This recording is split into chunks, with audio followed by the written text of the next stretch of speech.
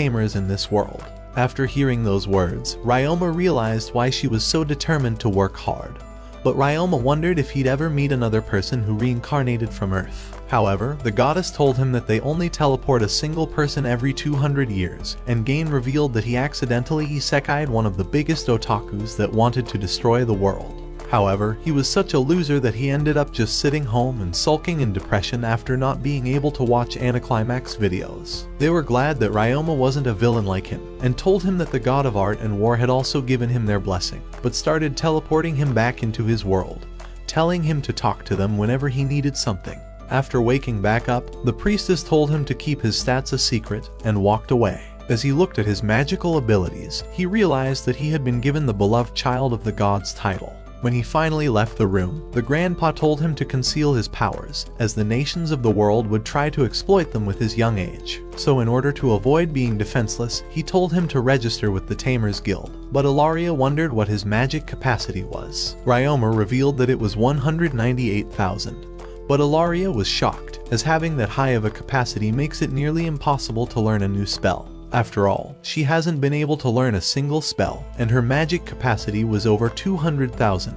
She wondered how he became so great at using magic, so Ryoma revealed that he just started playing with magic until he mastered all of the spells. When they got to the Tamers Guild, they realized it would be extremely difficult to raise their rank, as their rank is determined by the strongest monster in their control, which were just powerless slimes for Ryoma. Because of how weak they were, they decided to the Adventurers Guild instead, but he needed to pass a physical test in the field to determine his powers. As he prepared to get ready, the instructor told him to shoot down the 5 targets ahead of him without wasting a single arrow. So Ryoma drew the arrows and fired at the targets, hitting every single one of them in the center. He wondered if all his hunting had prepared him for this test, and Elise wondered how he was able to shoot so fast.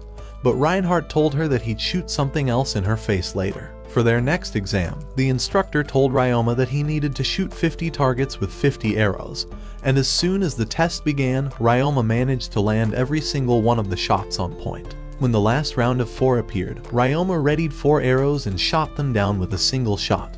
But as he tried to relax, the instructor threw a dagger towards him. Ryoma deflected the blow and launched towards the instructor to annihilate him, but the man begged him for mercy since it was just part of the test. When they were done, he told him that the blade was dull just to test his reflexes, and was stunned to see him also attack, as no one's ever tried that before. He told the Duke's family that he passed all the tests, and Ilaria started spinning around with him to congratulate him. Inside the guild's cavern, he handed Ryoma his G rank card, and told him that he needs to prove himself by completing more quests in order to become an S-rank adventurer. So at the receptionist, Ryoma learned that he can take quests that are 1 rank higher than him. And when he looked at the quest board, he saw that the community's toilet was absolutely destroyed after dealing with all the citizens' shit. So he decided to do a smaller cleaning quest first using his overpowered scavenger and cleaner slimes. Before long, he started packing up for the journey, and all of Ilaria's family bid him farewell before leaving. When he got to the house, he saw a hot cat girl who spammed the meow button.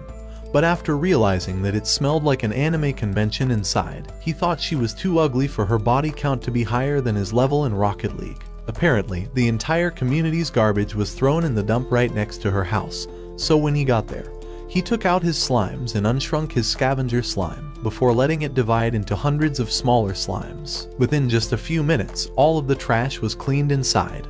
And when everything was cleared, Ryoma used his magical abilities to clean the entire wall with the help of his cleaner slimes. When everything was cleared, he used the dirt to create bricks and fill all the holes using the sticky slimes. Within just a few hours, the entire place was cleaned, and the cat girl started crying because her hole hadn't been plugged for 10 years. As he walked back, he realized that he can actually make this world a better place, and